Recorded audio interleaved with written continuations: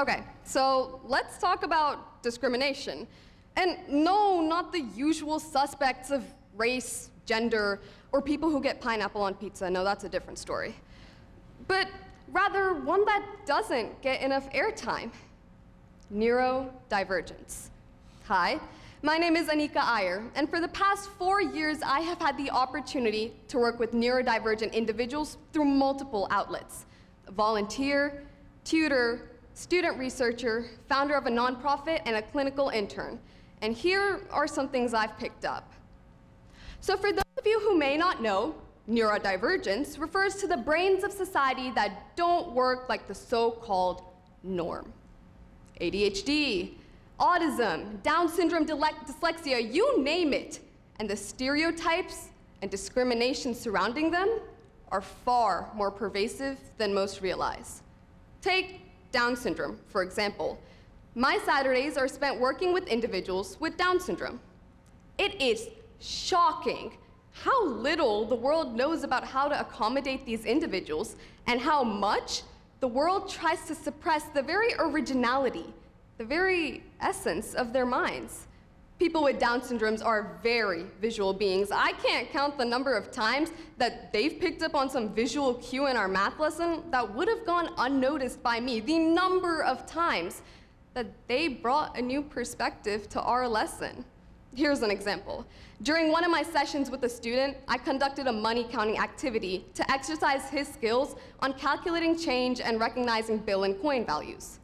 Here, he picked up on a shortcut. Instead of counting up the coins and bills individually like I had shown him, he started grouping together the coins into combinations that add up to round numbers, like 2 dimes, a nickel, and a quarter to make 50 cents.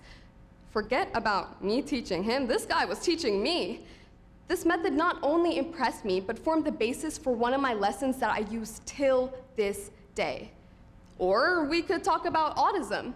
I work with individuals on the spectrum through art. During one of the painting sessions, I suggested we create something based on one of our favorite memories. Here, I asked for literal, simple depictions. But what did they create? Explosions of color with intricate layers, each brushstroke telling stories within stories. Their ability to translate their emotions into art was remarkable. And yet, society still thinks that they are incapable, as if they aren't potent enough to have a career, passions, anything else that anyone else can have. If you don't have the same brain, forget trying to have the same life. And that is our problem. If your brain works just a little differently, then society's got some issues with you. And no, it's not because you're lazy or unmotivated. It's because this world was basically designed for one type of brain. And spoiler alert, if it's not typical, then it's not yours. 1 in 5 people have some form of neurodivergent condition. That is 20% of the population. And yet, most of our systems, schools, workplaces, and even social norms are designed for the other 80.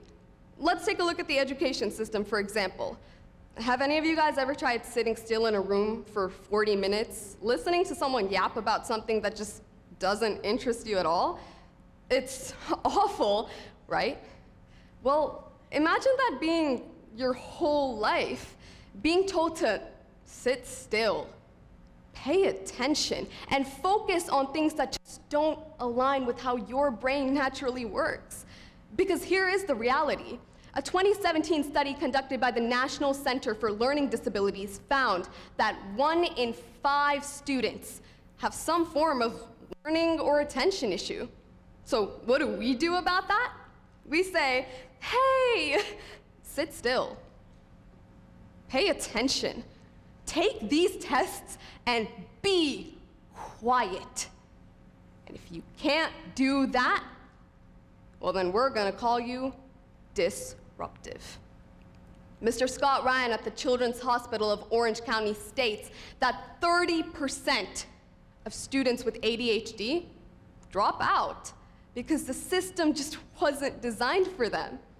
Furthermore, a study conducted by Dr. Freed and her team at the Massachusetts General Hospital illustrated that 28% of students with ADHD repeated a grade compared to the 7% of those without. Now, let me clarify something important here. These kids, they're not failing because they're incompetent or distracted. They are failing because they are just trying to fit into this box that just won't fit. In fact, a study conducted at the Yale Child Study Center by Dr. Margot Reed and her team stated that students with ADHD were twice as likely to get suspended from school. Imagine that.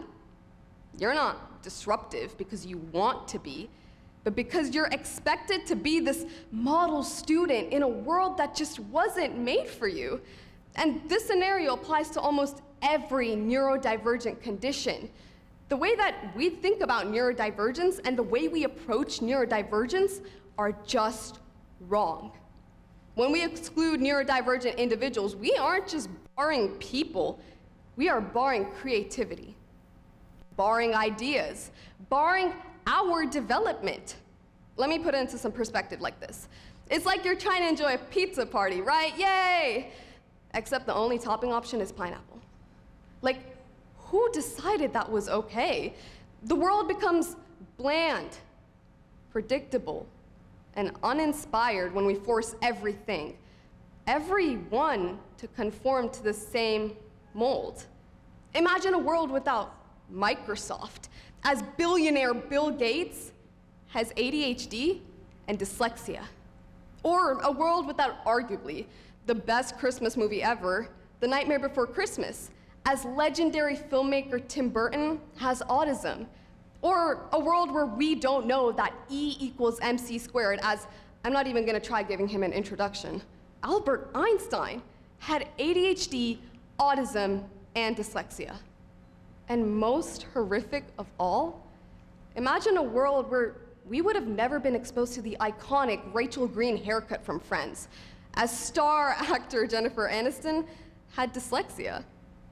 Basically, what I'm trying to get at over here is, we'd be really lame. So for this, I urge we change the way that we approach neurodivergence. Just like skin color, gender, sexual orientation, different does not mean defective. I'm looking at building a socially inclusive societal design for these individuals. And a great place to start is with our individual mindsets. We've often thought of neurodivergent individuals as pitiful, thinking that if we pity them, we'd somehow be doing them justice. But all pity has ever truly done is patronize. So instead, let's shift the perspective to look at their strengths. Neurodivergent individuals see our world through a different lens, and that is their strength, not their weakness. And if we want to progress, we'd better start to accept that. Changing societal perspectives starts with each one of us examining our own unconscious biases. On an individual level, the first step is awareness. Ask yourselves, when you meet a neurodivergent person, do you focus on their differences? Or do you take the time to understand their strengths? Recognizing these internalized biases is crucial as it opens up the doors for genuine connection and respect. Next, it's all about fostering curiosity and empathy. Instead of assuming what somebody wants or needs, just ask. Listen to their experiences, their goals, their ideas. When we communicate with these individuals on their terms, we open up a society that actually empowers them instead of limits them. Even the smallest changes in our day-to-day communication can make the biggest differences. For example, using strength-based language, like highlighting someone's creativity, determination, or unique perspective can shift the narrative from one of pity to that of respect. Finally, individual action in our everyday lives means advocacy. If you hear dismissive remarks or observe exclusionary behavior, speak up. By challenging these microaggressions, we state that neurodivergent individuals deserve the same dignity and respect as everyone else. Okay, now if you've been dozing off this whole speech, no judgment, tiny bit of offense taken, I urge you to wake up right now and just take away this one thing. The question here isn't, how can they adapt? But rather, how can we accommodate? And if we can answer that question, I'm sure we'll build a society that's not just more inclusive, but infinitely more progressive, creative, and awesome. So let's get to work, right? Because let's be so honest here, if we can handle pineapple on pizza, we'll do a great job handling this. Thank you.